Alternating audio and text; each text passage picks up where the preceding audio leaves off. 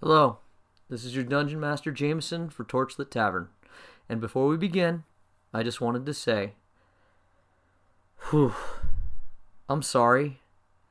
I just wanted to play D&D, but this is the only group that I could get together.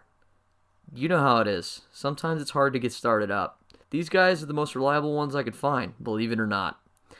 So, I apologize ahead of time if they're vulgar or rude. I'm doing my best to curtail their savage behavior and mine.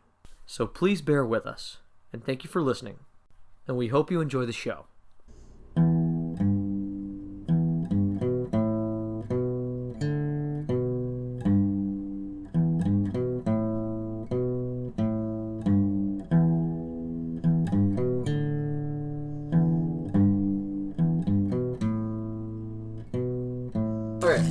So the main continent that you're in is Shar. The country that you're in is Celestian. It's the largest country on the continent. And it's like a supercontinent. It's like Pangea sized. It's very large. Celestian is very large. In the center of the map is sort of this sea-like area that's been like cracked down the middle. It kind of expands. A rift almost? Yeah, in the middle. It opens up into a big sea. That's called the Balfallen Sea. And you guys are in a coastal capital in the Balfallen Sea. And a lot of the trade happens across that sea because there's other countries across that water. And, so a lot of it is sea trade because it's not actually that far away. And then, so, you end up with a lot of trade between Celestian and then the other big major one is, to the southwest, is a sort of an Arabic-style nation called the Desert Kingdoms, because I made this when I was 12 and I was unoriginal.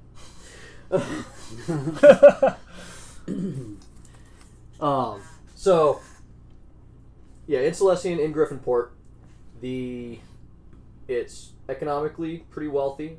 There's recently been an influx of a lot of different peoples that live in Griffinport now. It's very metropolitan, mixing pot. All the races are represented here. So seeing somebody who's a different race, not that weird. Do you mean melting pot? Huh? You said mixing pot. Do you mean melting pot? Both. Okay, we're mixing and melting. Screw it. Mm-hmm. Now I'm imagining the pot actually melting. My cookies! No. Alright, and in this land, so here's the thing that I've been trying to figure out for the kingdom, and I've actually been kicking it around. I want to say it's a monarchy, but I want to say that Celestian is, very forward. So they're, trying to be a democracy. The thing is they only elect a family. They don't elect a new king till he dies. A sort of democratic monarchy? Yes. Yeah. I get you. Where it's similar to a president, except the monarch has a lot more power and control over the... Yeah, he acts like a king. Yeah. He's essentially... It's similar to, what Caesar was sort of going for at the time, even though he ended up just passing it down to his family. Yeah. So it's similar to that. And it's sort of a British, old Roman era, somewhere in there. It's similar to they have a parliament, but they also have the queen and all that stuff. Yeah, there isn't so much a parliament as a court. Oh. Royal court. Oh, dope. And there's a lot of shit going on in the court, and currently, news is the king has been sick. He doesn't hold court as much as he used to. So the one who's been making a lot of decisions has been his brother because he's well enough to do it. This is why you get your flu shot. Mm-hmm. Right here. Exactly. Yeah. And that's just sort of the backdrop for your city. That's what's going on right now. You might not care, being low lives that you are. Hey, my life is... No, I'm fucked. Yeah. Fuck, man, why you gotta hit me at home like that? Fuck. Well, I tried to get you at work, but they say you haven't been there in a week. Man, I came out to have a good time, and I'm feeling really attacked right now. Alright. So there's... But Griffinport's a thriving city. Lots of people. There's an entire section of town that, there's the rich district, which is typically a lot of humans and some elves that have been elven families that have been there a long time. And then, the further you get away from that, and from the market areas, the poorer it gets. You end up with slummy. There's a lot of slums that keep the city watch the most busy, and they're filled with dwarves, orcs, goblins. Orcs and goblins aren't considered monstrous races nowadays because they've recently, in the last 100 years, built a nation. They've carved out... If you guys ever read R.A. Salvatore, A bit. The time when Obold Many Arrows took over and made an Orcish nation. That has happened. That's dope. Yeah, that has happened. Not only that, they have things that they trade that are worth money to the rest of the world. So, and the only people who seem really upset about this is the Dwarven nation that happens to be right next to them. I will ask. I will ask, since we all are not really the top belly of society, almost as if we are the opposite, the underbelly. Imagine that. No, adventurers that come from rough and tumble backgrounds, who would have guessed? There doesn't happen to be a drow with two, let's say scimitars. No. There was this dude named Durgid. Something like that. Yeah, Dursto Gurgen. He came to town, and he actually ended up getting into strippers and beer, and he retired. Awesome. Yeah. That's what happens when you get into strippers and beer. Yeah, no, he realized that the adventuring life was just not worth it. Yeah. Griffinport's fantastic. You should avoid drinking strippers excessively and fucking beers too much, you know? Mm-hmm. Yeah. So there's a lot, and the thing about goblins is they breed.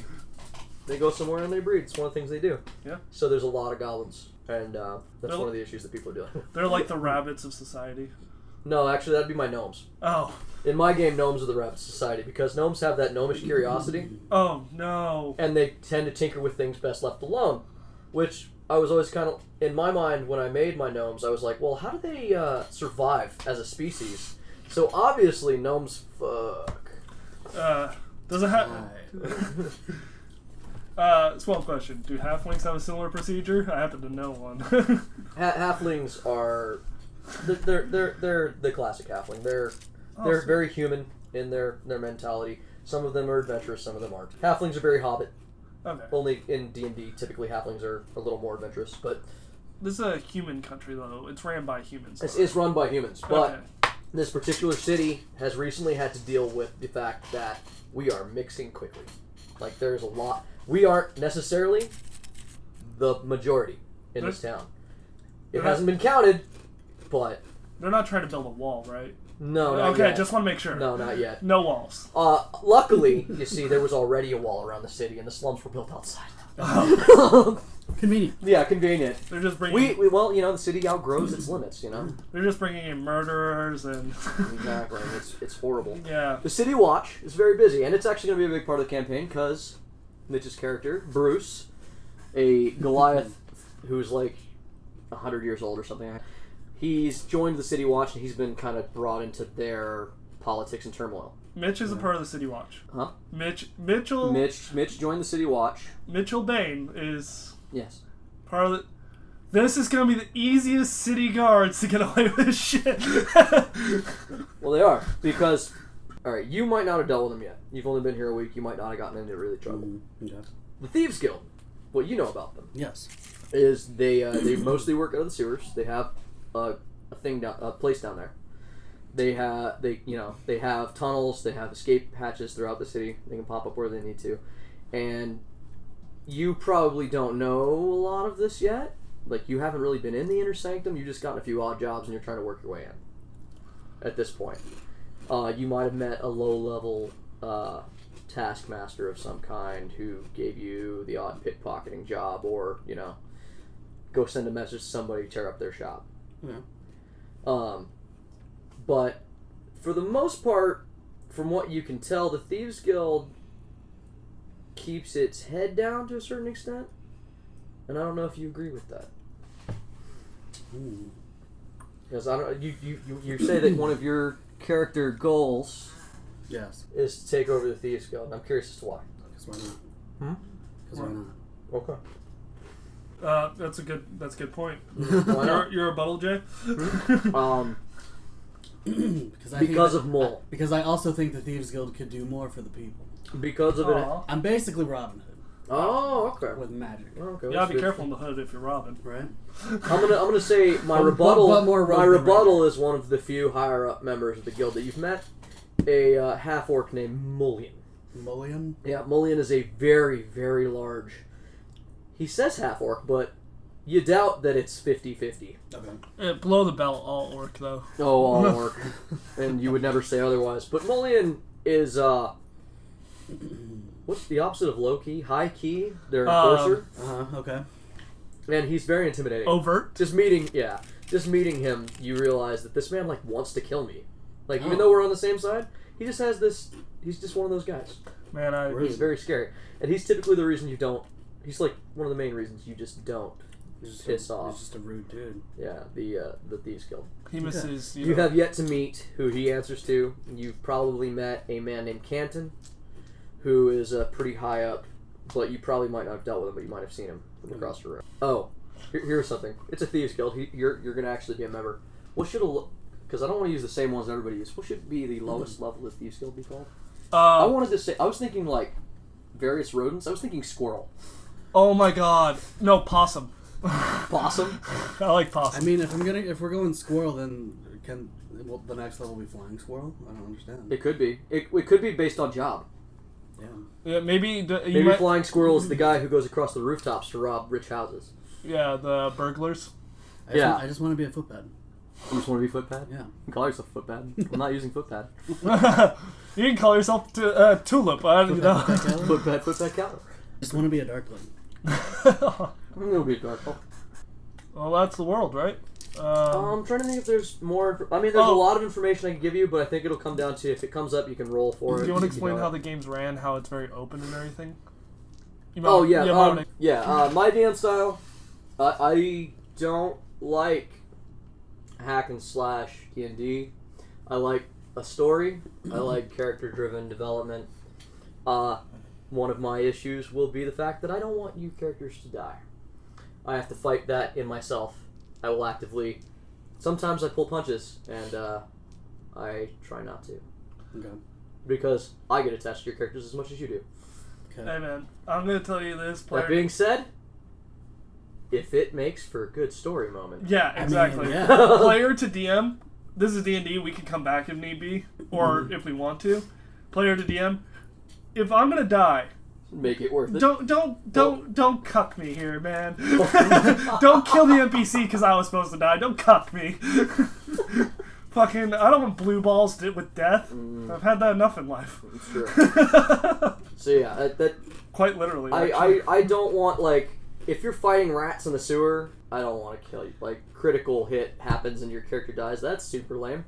Oh wait, I want to just make a note for anyone listening to this later. Because you have to think ahead a little bit, and I'm Bob, our one listener, yeah, Bob. Yeah, hey Bob, hey Bob, Bob, hit that like button, not dislike. God damn it, Bob.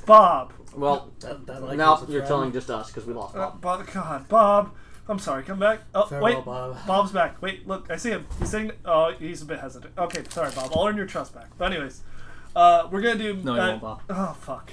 Shut up, Jay. You're tearing this family apart. I want to state for the record, we are characters when we play a game. Yeah, Roy does what Roy does. And it's usually a lot of people. And I'm God. You can't tell me what to do. Fuck you. I am the human embodiment of living creation during this podcast. I've seen the Monster Manual for 5th edition. Their stats for gods. But you see, not stats for my gods, because this is a homebrew world and I run this bitch. Listen, man, if I can fight Tiamat, I can fight Jay over there. Okay, so... My name is Jameson Oxford. I'm going to be your DM. I am the living font of creativity that brings forth the world that these motherfuckers are going to live in. Font, receptacle, whatever you want to call it. No, you're the receptacle. Well, maybe. All Seduce the DM. That's how I'm going to get 20. And I'm also an alcoholic, so you'll always hear my ice tumbling around in my glass. To my left is Ryan. Yes, I am Ryan, and I am currently... Well, I will be playing your halfling rogue, whose name is Roy. And that's it, because he doesn't know his last name. Oh. Mm-hmm. So he's like Cher? Yeah. Yes, Yeah. exactly like I think Cher knows her last name. It's just a secret. Don't fucking break the illusion. Okay. Don't make Cher less magical. How dare you? You touch Cher. How do you know she has a last name? You know you can legally remove that. Can you legally remove your last name? Okay. What? You're kidding off. Okay, I don't actually know that. I just pulled that out. Alright, To and the who left just of spoke Ryan. is... You, asshole. Wow. Speak up. I forgot his name. He's already deep in character. I was trying to think of something funny to say, and while normally I don't have anything funny to say, I didn't have anything stupid to say this time either, and that was a weird first. A weird first for Existential me. crisis? Yeah. Yeah, no, I really didn't know where to go. I'm Mitch, and I'm a jackass. I'm going to keep that empty silence in the edit, by the way. You have to introduce a character, too. Why are you staring at me like I just shit on your front lawn? You just heard him introduce Roy. Yeah. Look, I've been here. Bruce doesn't need an introduction. He has been here. Bruce is here before you. Bruce is here before him. Bruce is here before these damn listeners. And who is Bruce? He's fucking Bruce. Bruce the what? He's a Goliath. Oh, that's right. They don't know things. Bruce. Old man Goliath. Fighter. Yes, there you go. Etc. That's not important, man. That's you're just reading the stat sheet. That's not who he is as a person. It's true. Listen, man. He's a fisherman. You're really trying to pigeonhole He's a Bruce. fisherman. Listen, man. He's a fisherman. All right. I'm sorry. I apologize. All right. As soon as you get your foot out of your mouth, Randall, you're going to introduce yourself. It's pretty deep. I'm pretty flexible. Yeah, well, For those of you who don't know, Randall can you get your foot actually in your mouth, or is your leg too long? I can't. No, I can't. Okay, I wasn't sure. No, I'm pretty flexible. Yeah, I know your foot can go up there, but I didn't know if you could get it like back down again. Listen, man, the fanfiction already really started. helps when you break the tendons off. They can just do whatever you need them to do. The fanfiction already started now, so. Congratulations, Randall. We're gonna call you number 34. Oh. Hey, man, everyone's got a kink, and I guarantee we're gonna find 500 people who are into that. How you doing? We got 500 listeners and Bob. Honestly, Bob's our only listener. If we actually have a listener named Bob, put your name in the comments. I'll give you a like. Oh, that's gonna be a lot of Bobs. I'll personally give the likes. And I am Randall. I am playing Damon Shaw, the Warlock, Human, and Charlatan. You want to play cards? You want to play cards? Let's play cards. How you doing, Bruce? You look pretty. Man, that empty silence. I can't let it happen. Don't let it set in. Don't let it set in. Don't blink. Don't show that. Don't let him get dominance. What the audience doesn't see is I'm being a bad dog to my Bruce right now.